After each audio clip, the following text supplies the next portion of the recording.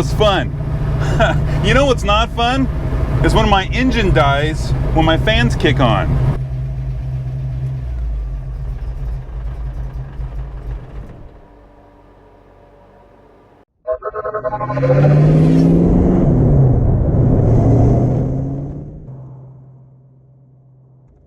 What's up, guys? My name is Andy. I created a problem, and it started with putting this 347 in my classic Mustang. I knew when I was going to be putting this in the car that I wanted a cooling system that was going to be able to keep up with the motor. So I went with a larger 24-inch radiator, and I knew with having a larger radiator, I wanted to have dual fans, dual electric fans. I didn't want that stock fan setup that runs off of the front of the water pump. So by putting those electric fans in there, that's going to create a greater electrical demand than what the car is set up for. I knew that, and in the previous video, I put in a larger alternator for my car, and this setup was fine for that. But this is where the problem began. Trying to keep ahead of the electrical demand that this car may have as I continue to modify things and add things, I wanted a little bit more headroom with that alternator. So I went from a 75 amp alternator to 100 amp. And when I was doing that, I thought now's the time to do the one wire, the popular one wire upgrade for these. I like that. So one wire and 100 amp alternator, put that in the car, everything works. Except now the engine dies when the fan kicks on. These fans that I have on here, they're from a 1999 Ford Contour. That's a real popular electric fan setup. It's cheap. It's $100 basically for dual electric fans with the shroud and everything. You just need to wire it up and you're good to go. It's pretty slick. But because of this style of fan, they need a lot of juice, a lot of amperage. So when the fans kick on, then the alternator goes, all right, we got to go to work. We got some stuff to do here. So the alternator kicks on, and when that happens, it puts a load on the motor and it bogs the motor down. In my case, it kills the motor. Now, there could be a couple of reasons why that's happening. It's very likely, and I don't know enough about this, so you guys can maybe help me with that, that my carburetor is still not dialed in right. And I know it's not dialed in for this setup. I basically grabbed it out of the box, did the idle mixture screws, and went down the road with it. I have plans I've got a tuner here in town that's gonna help me dial this in. I've got some other plans, but we'll go into that later, what I'm gonna do with that. But in the meantime, I know this carburetor isn't set up perfect for the car. If I set the carburetor up and I get everything dialed in, that may help cure this problem that I'm having where when the motor gets under load at idle, that it's not getting enough fuel. Again, I don't know enough about that stuff, right? I don't want to lead you guys on the wrong path. That may be part of the problem, that may be none of the problem, I don't know. Another thing I can do to remedy this is crank up the idle. I've got this thing, I think I idle around 850 right now or something like that. And I did turn up the idle a little bit just to kind of combat this engine dying, but it's not perfect. With the cam and stuff that I have in this engine, I want that low idle. I want to be able to hear that burble that this setup makes, but if you have to crank the idle up so that the engine won't die when the fans kick on, then you kind of miss out on that burble, from the exhaust. So I don't want the idle up higher, and even though I did turn it up, it's still not curing my problem. So what do? I don't want to turn the idle up. I'm not in a position to get the carb dialed in. What other options are there? Well, Holley makes a part for this for people that are having a similar problem, and I believe it's spurred from air conditioning systems. So what Holley has here is this, I believe it's called like a step-up solenoid or step-up device, and when power is applied to it, this little plunger comes out, and it's just enough to push on the throttle linkage to give it just a little bit more throttle when you're sitting at idle. When you're driving down the road and the fans kick on, which makes the alternator kick on or do more work, you're already giving it throttle. You may notice it when you're driving on the road, but it's not going to kill the engine. It's only when you're just sitting like at a stoplight or something like that. Well, when you're doing that, you're sitting at a stoplight and the fans kick on and the alternator does its thing, then the motor starts to die. If you're on an incline of any kind and you've got your foot on the brake, now you got to take your foot off the brake to blip the throttle so the engine doesn't die, but then you got to put your foot back on the brake so you don't roll and hit the guy in front of you or behind you or whatever. And so that dance of trying to modulate all that, and then the light magically just takes forever. That's when the lights just take forever to change, right? When you're trying to keep the engine from dying, you just want to get to driving again so that the engine won't die. So trying to dance with all that, having this in place, it'll be just enough to just give this, to crack the throttle open just a little bit more so that when the fans kick on, the engine doesn't die. This is one solution. It might not be the best solution, but again, I believe it was spurred from the people with air conditioning systems.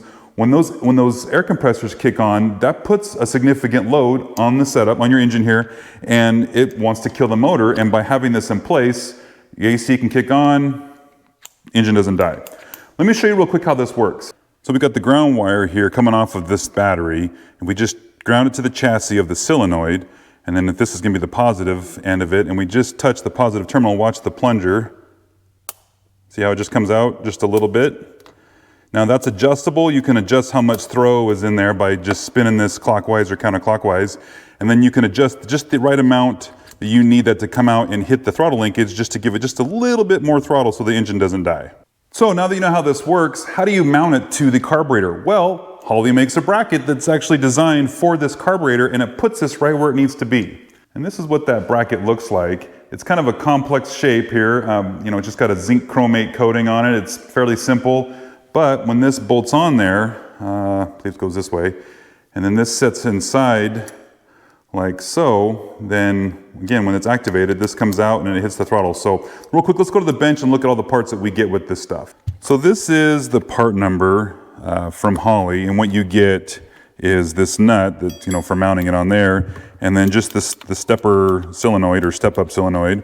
And then in the bracket, so there's the part number for the bracket and the fasteners that come with it. And again, it's actually going to sit, there we go. If you're looking at the carburetor sitting right here and then you're standing in the front of the engine, this is going to mount this way, and this is going to mount just inside there like that. And it's got a D shape so that it keeps this thing from spinning. And then you're just going to put this on there, and then that's going to be locked in place. And then when it's activated, this will come out. So that's all it takes to get this set up in the car. I did buy a different bracket. Holley makes another bracket for a slightly different carburetor style, and when I bought this, I didn't think this was going to fit, and I should have just read the instructions and it would have been fine. I did buy this guy here, and it is cut out the same, but it places it in a different spot. These are different mine locations. I'm not going to need this bracket. I think this is for a GM setup or something like that. I don't remember on that, but anyways, this is what we're going to need. Let's go take a look on the car where this is going to fit. Okay, so where does this bracket go? What's great about Holley is they put two screw holes right there in the side of the carburetor, and this is the 4160. I believe this also is the same on the 4150, so if you got that carb as well. But this is just going to bolt down in place right down there, and the fasteners that are included, we'll just put that in place, and it'll put that stepper solenoid right where it needs to be, and it's going to end up pushing right here on this surface of the throttle, not this part up here where we're used to pushing on with our thumb. It's actually going to push right here. Now, one of the problems that I have is I've got this, I believe this is a step down linkage or something like that for automatic transmissions, and you probably can't see it very easy, but there's a screw right down there, and it's keeping this linkage from going past this black piece, and when it moves past it, it actually opens up the throttle. This is in the way. Right now it's not. If I were to put this bracket in place, there, everything bolts up and it's good, but when the throttle comes back, this bracket, see how it's hitting this kickdown lever or whatever this is for, is hitting my bracket. I was going to take a notch out of this just so that it can come down all the way and not hit that. However, if you remove that screw, then this thing can move freely independent of the whatever's going on with the linkage here, the throttle linkage, and it won't hit the bracket. So I'm going to take that screw out, and then I think we can go ahead and mount this to the carburetor.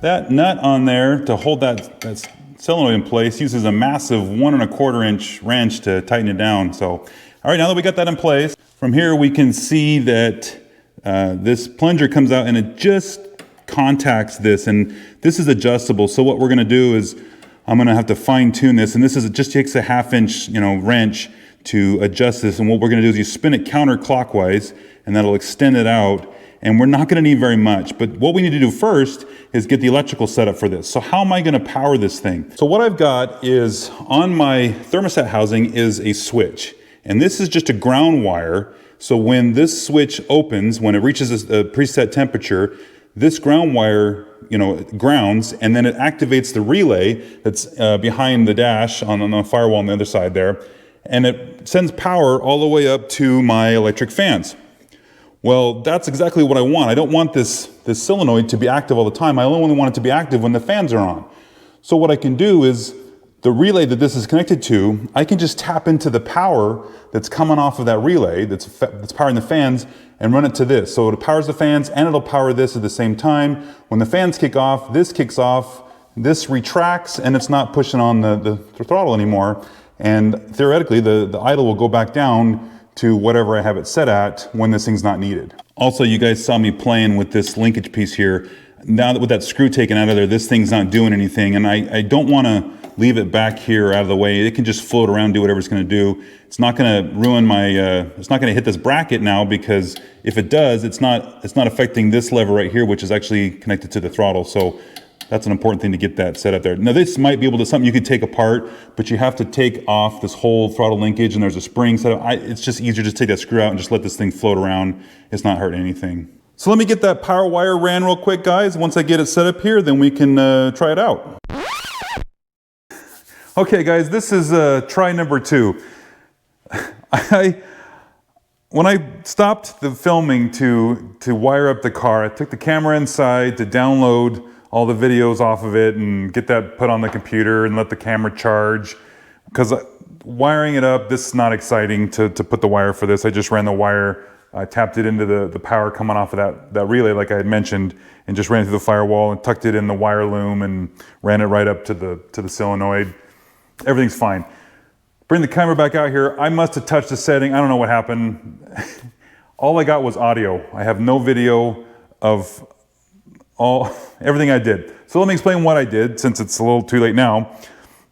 So I got the car, got this set up, fire up the car, and I got to get the car warm so that the fans kick on and activate the solenoid. It did that just as planned. And so what I didn't know at the time, and hopefully this will help you guys, you have to adjust. So okay, when this kicks on, you have to blip the throttle once, and the reason why is because the solenoid has to extend its last little bit, and then it'll hold there, and that's what's resting against the throttle linkage. If you don't do that, you can move the plunger in that solenoid back and forth, and with it, when it's charged, it just has to be that last final step. So that's why you have to blip the throttle to get to the final edge of it, and then it'll hold the throttle open. I thought I had to have this thing back. I had this thing turned out all the way, and when I did that, engine revved up, I freaked out trying to figure out what's going on, and it took me a couple tries of figuring out that, and again, read the instructions. That usually helps if you do that first. So anyways, I figured out that get the thing to activate, get that plunger out there, and then I started to adjust it so that it's right where I want it to be. And I'm sitting right around 1,000 RPMs now when that solenoid is activated. And then when it's off, when it turns off from when the fans turn off, then it goes back down to whatever you have your idle set at. And now I'm able to lower my idle back where I want it to be, because I don't need to have it cranked up just to counter the motor dying, because I've got that solenoid to do it. So I had several clips of showing all that stuff. That's all gone. But ultimately, what we needed to show is just how that works. And it works. It does exactly what I want it to do. So I let the fan cycle a couple of times. Fans kick on. The solenoid wants to come out, and I'm standing here and I could just blip the throttle, and the plunger just goes out just a little bit farther, and it holds that throttle open, and then you can adjust it to where you want it. Fans turn off, it turns off. Did it a couple times, everything works. So hopefully this time the video is going to work, because that was a lot of coverage, and It was easier to explain stuff while I was going through it, trying to figure out what was going on and why it wasn't working, but we skipped all that. So anyways, so for you guys, again, this may be a solution for your car, whether you've got a problem like I do with the alternator or you've got an air conditioning system that's bogging your motor down. Again, like I mentioned in the beginning, I don't know if finish tuning, dialing in this carburetor is what I need to do also. That may be part of it or maybe none of it, I don't know. But I'm gonna get there, I'll figure it out. So, but in the meantime, now I can drive around town and not worry about this motor dying when the fans kick on. So, all right, that takes care of that, guys. If you like the video, give me a thumbs up. And if you subscribe, I appreciate it because it helps my channel out. And we'll see you in the next one.